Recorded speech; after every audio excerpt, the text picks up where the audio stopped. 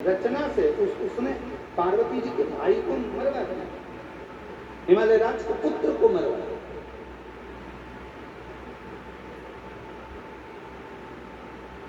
पार्वती जी तो बहुत छोटी थी,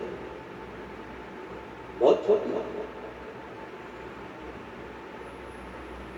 पार्वती जी ने 6 वर्ष की अवस्था में अपनी माता मैनावती से पूछा, मां मेरा भाई मारा गया। मां पिता हिमालय राज, मैं जाकर स्वयं बदला लूंगा। हिमालय राज ने कहा, बदला लेने के लिए केवल पराक्रम की या बहुत वीरता की जरूरत भी नहीं होती, बदला लेने के लिए थोड़ी बुद्धि की भी जरूरत है। अभी कई लोग सोशल मीडिया पर डाल रहे हैं कि 10 दिन निकल गए, 8 दिन निकल गए, बदला लेना था, पाकिस्तान से बदला लेना था, बदला लेना था। लिया जाएगा, जल्दीबाजी में नहीं। एक युद्ध बम और गोले से लड़ा जाता है और एक युद्ध बुद्धि से लड़ा जाता है।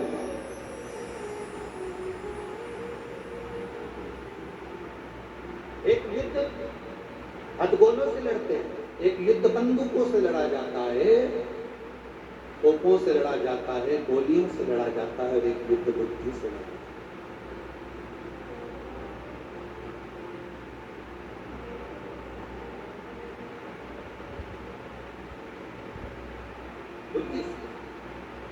पार्वती जी ने पूछा, अपने पिताजी से मेरे भाई की हत्या का बदला मुझे लेना है, मैं कैसे लूं? तो भगवान हिमालय राज के शब्द एक एक घर की महिलाओं की चित्त वृत्ति में और एक एक घर के पुरुष की चित्त वृत्ति में बैठना चाहिए। ये शिवपुराण का शब्द महाराज जी ने व्यासपीठ से जयपुर में कहा था, ये शब्द आपकी बुद्धि में रहना चाहिए। मैं अपने भाई की मृत्यु का बदला कैसे लूं?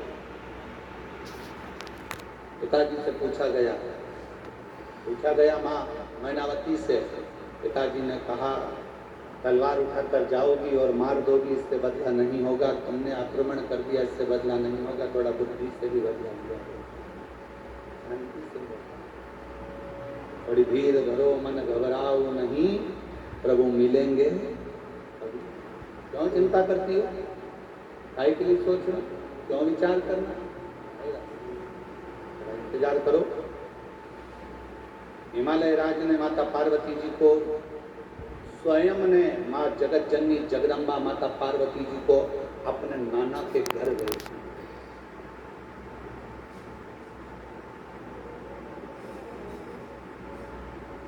पार्वती जी को अपने नाना के घर भेजा।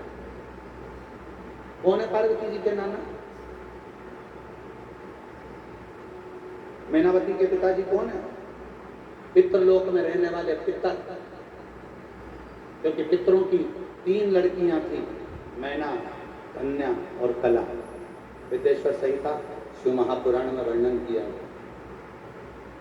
पितरों की 3 कन्या, मैना, धन्या, कला बैठी हुई थी।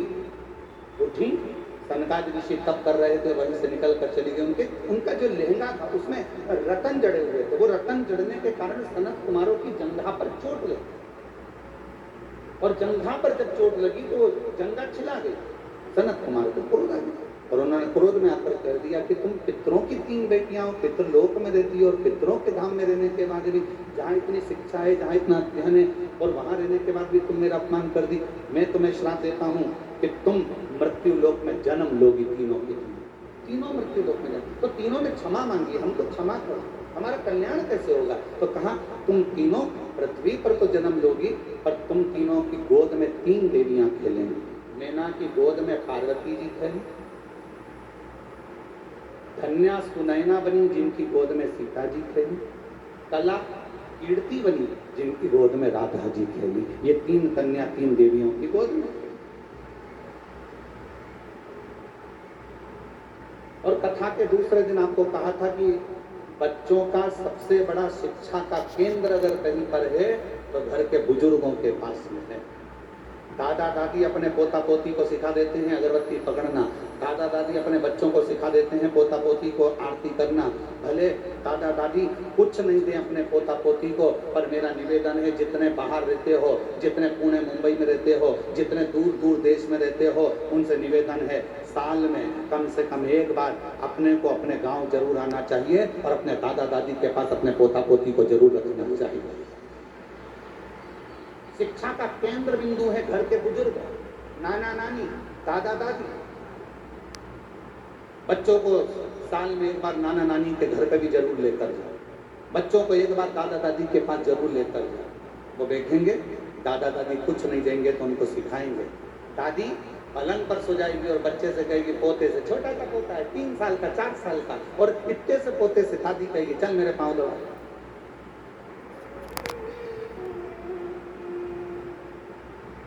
चल मेरे पाँव दबा। अब पोता कितना बड़ा, जम के बोलो जरा, कितना बड़ा, 4 साल का 3 साल का। इतने में तो माँ को गुस्सा आ जाता है, मम्मी तुम्हें शर्म आना चाहिए, इतना सा लड़का मेरा और तुम पाँव दबा रही हो।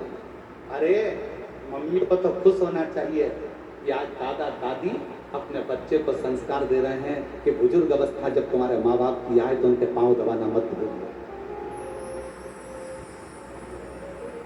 पर आज की बहुओं का मुंह फूल जाता है, आज की बहुओं का मुंह में ना जाने क्या हो गया कि उनका मूड ऑफ हो जाता है। मम्मी तुमने मेरे बच्चे से पानी मंगवा दिया, मम्मी घर में क्या नौकर नहीं थे, मेरा बच्चा नहीं ला। अरे दादा दादी अगर बच्चे को पानी लेना रसोई घर में भेज रहे हैं, तुम खुश होना। दादा दादी बच्चे से कह रहे हैं मेरे को बाम लगा दे, खुश होना। दादा दादी अगर बच्चे से कह रहे हैं कि मुझे दवाई ला दे, खुश होना।